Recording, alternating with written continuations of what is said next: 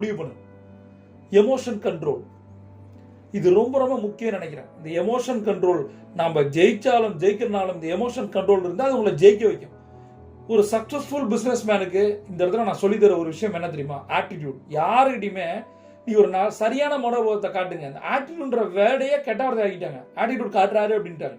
ஆட்டிடியூடுன்றதே ஒரு மாதிரி கெத்தாயிடுச்சு. நான் வேற மாதிரி பண்றேன். நான் வந்து பணம் இருக்கோ இல்லையோ ஒரு பந்தாவை பேசுறேன், பந்தாவை நடந்துக்கிறேன், எல்லாரையும் அவாய்ட் பண்றேன். இதெல்லாம் வந்து பணக்காரத்தன்மை நினைக்கிறீங்களா? உண்மையான பணக்காரர் அப்படி பண்ணுவான்னு நினைக்கிறீங்களா? நான் என் வாழ்க்கையில் நிறைய மில்லியனர்ஸோட நான் ஒர்க் பண்ணியிருக்கேன், பில்லியனர்ஸோட இருந்திருக்கேன்.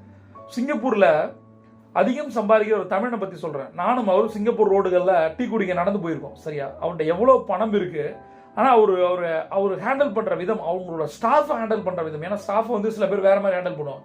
அதை பார்த்து நான் ஒவ்வொரு தடவையும் நான் வந்து கத்துட்டு இருக்கேன். பெரிய மனிதர்கள் தான். அவங்க ஆட்டிடியூட் காட்ட மாட்டாங்க, ரியல் ஆட்டிடியூட காட்டுவாங்க.